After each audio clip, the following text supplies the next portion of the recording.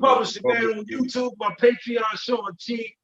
Fuck with Smitty, man, radio, whatever he do, mess with him, man. He got the music, all of that, man. Y'all check Smitty out. Good dude. Reached out to me, man. Supported me on Patreon. We spoke. We talked. All y'all major Procter and Gamble, Toyota, Honda, Mercedes. Get the man's voice. Do some voiceovers with him on your commercials. Do all of that with him, man.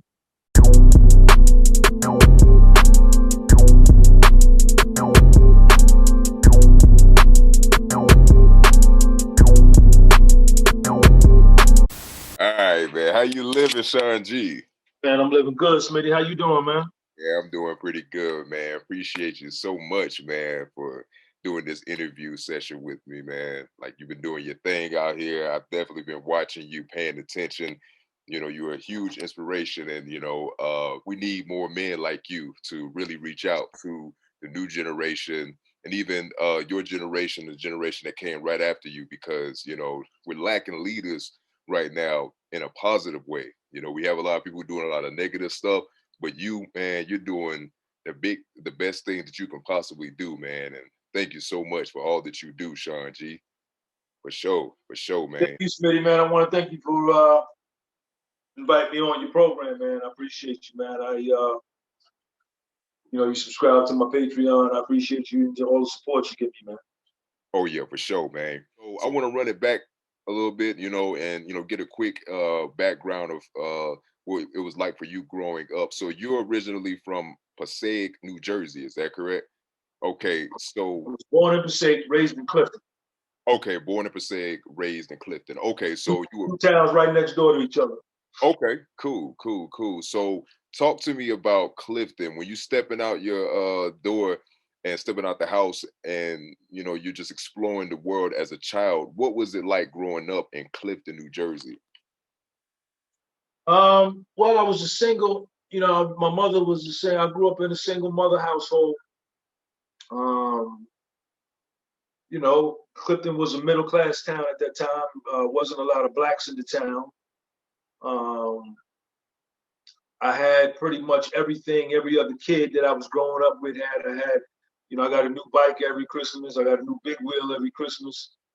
I had, my mother, she did the best she could with what she had. And, not having a father figure, not having any adult supervision, my mother worked so much, I was kind of left to being a latchkey child and, walking to school, walking home. My mother wasn't home, making myself something to eat, going outside to play, coming in. My mother's still not home and she's raising me over the telephone. And, that's what it was for me growing up in the 70s and 80s. And, along with that, came juvenile delinquency, drugs and drug addiction and, juvenile court and things like that, suspended from school, just a typical teenager, rebelling against everything and everybody. For sure, man. And it sounds very similar to, what a lot of children are dealing with today. But if you can look back and reflect on your childhood, what's the biggest difference between the children of your time from the children of today?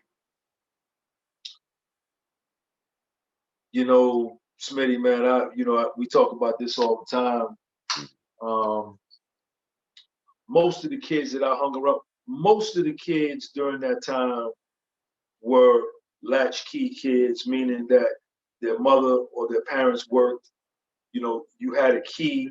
My mother, she always made sure I had a watch so that I was cognizant at the time.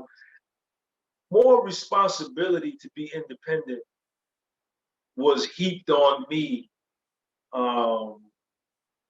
I was walking to school by myself in the first grade with other kids that lived in my building or on my block. We would all walk to school together. We would walk home. So I think we had more responsibility expected of us and placed on us, you know, the kids today, they just seem to be so needy, man, and just they just don't seem to be as strong. Mm. Like mentally. Not all, but as a whole, it's just a lot different. You know, people are a lot more fearful nowadays, and I don't understand why. Because at least everybody's got a cell phone now. So if somebody jumps out on you, starts messing with you, you can pick up the phone, you could call somebody. Back then, there was nothing. If somebody was messing, you had to run. If you know somebody wanted to kidnap you, you had to run, or you know. So it was just as dangerous then, you know, and all of that was happening, but it just, you know, it just was the time. That just was the time of what it was. And you said you grew up in the 70s and the 80s. So I know the 80s was a tough time. Like, were you very active in the streets during the 80s as well? Well, let me clarify because you know I don't want to say that I was in the streets because in the streets can have a lot of meanings. You Right. know, you can have you know in the streets for some niggas is you know busting your gun and you Mm, know doing this and that and nah, mm, I wasn't into that. Um, I got into that later. I was exposed to it, never really partook in it. So I don't want to put myself out there as some kind of street kid. I mean, right. I moved around in Harlem. I moved around in North Jersey. Um, but I was athletic. I was involved in sports. Mm, You know what I'm saying? I was academically gifted. I just had behavior problems. mm, You know, but the '80s was an interesting time period. You know, mm, for sure. I started smoking weed in sixth grade summer, going into seventh grade, and then you know got into the drug thing and uh, you know cocaine and smoking dust and all of that all through my junior high school and high school years. You know, just like a lot of kids did, and a lot of kids are doing it today. Mm, Um, so yeah, but it was no gangs back then. You know, like you see now. We didn't have none of that. It wasn't no gangs, at least not in North Jersey, not in New York at that time. No. mm. And it's funny that you mentioned, smoking dust and having a bit of a drug addiction compared to the kids of now. And a lot of the children nowadays, they're doing it because they hear rappers rapping about it. I'm on the X, I'm on the codeine, and back then, I mean, I remember hearing that song from, I believe it's Grandmaster Flash, The Message. That was basically the only rapper I can think of who was really rapping about drugs, but he was really just trying to spread a message. So with that being said, what inspired you guys to, do drugs at that time? MCs, hip hop during that era, Smitty, was a religion. Mm, I mean, these dudes were our heroes. Let me speak for me. These dudes were my heroes. These were young black kids that looked like me, that wore the clothes I wore, that was from the area of the country I was from. And none of them was talking about getting high. It was always about um, having a good time, being positive. There was never no promotion of getting on. mm, Me with getting on, I saw the guy my mother was involved with smoking weed. I smelled it. It smelled good. They were cool. They drove Cadillacs. They drove big cars. They wore nice clothes. I wanted to smoke weed. I couldn't wait to smoke weed. mm, I couldn't wait. I couldn't wait to try it. And when I got to junior high school, there was a lot of kids. We talking about 81, 80, 81, 82. A lot of kids were smoking weed. And then, you know, you find out who was tripping off of mescaline, who was taking acid, who was doing, you know what I'm saying? And right. being so impressionable and wanting to be down and wanting to be a part of, you know, that's how I got in it. Mm, And before long, I was done. I was done. My athletic career was done. I was an all-star baseball player. I was an all-star shortstop. I wrestled. I played football, basketball. I played lacrosse. I played everything. And then once I started getting high, I quit everything. Mm. Wow. Yeah, drugs, man, they'll definitely get the best of you that way. So, how did you necessarily rebound from drug addiction to going to college majoring in accounting? I took my addiction to college. Oh, okay, okay. I took my addiction to college, man. I took that shit to Atlanta.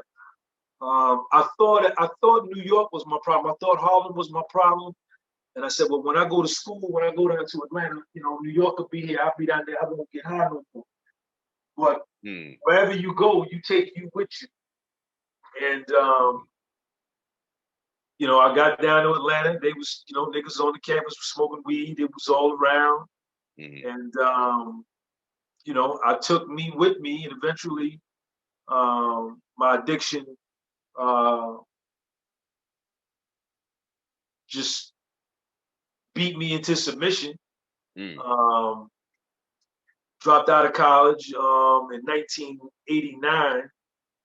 Honor roll student, getting high, getting drunk every day, still making the honor roll. But the crack, it just and the cocaine just overtook me. I had to quit. You know, it just beat me down to the point to where I was no longer useful. And that's when I got clean. I got clean in 1990. 1990. Okay. And after you got clean, you decided to go back and get your bachelor's degree, right? Absolutely, I got clean in 1990. Never got high again. Never got drunk again. Went back to school and finished up my bachelor's degree. Okay. Now I heard you say that you were into sports in high school and things of that nature. What inspired you to major in accounting? I've always been good with numbers, man. Mm, Numbers is just small potatoes to me. mm, Multiply in my head, divide in my head, remember numbers. You know, that's just what I do. And my son, he's gifted like that too. You know, mm. numbers was just my thing. I feel it, man. And then I was caddying at the golf course, and a lot of the dudes I was caddying for, you know, a lot of them were Wall Street dudes because I wanted to do the Wall Street thing, and a lot of them had accounting backgrounds, and they told me that a good background to get into the Wall Street game was an accounting background. Mm. Okay. Yeah, for me, man, I'm more of an English and science type of guy, man. Math, you throw a word problem at me, I'm gonna be going crazy in my mind. Like I just it's just something about those numbers, like you know, and then you have a whole paragraph with it. It's like, how do I put this, then, and the third together? So once you graduated, you know, you started working in the financial business, right? I got my degree. I moved back to Jersey. Mm, I caught a felony case in Atlanta mm, because after I got clean, I made the decision. I came up with a bright idea that it was now time for me to sell drugs right. to make back the money that I spent using. So I did that, got busted in Atlanta, caught a felony, and that really hurt my chances of utilizing my accounting degree in the financial world because once you get a felony, you can't work for a bank. Right. So after I came back to Jersey, I went back to caddying at the golf course and was fortunate enough, being that a lot of the members at the country club knew me.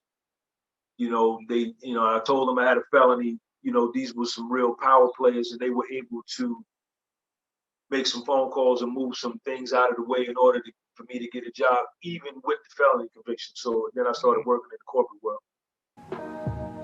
At this time, we will focus on relaxing and calming yourself to get through these challenging times. Simply focus on your breathing right now as you listen to the sound of my voice.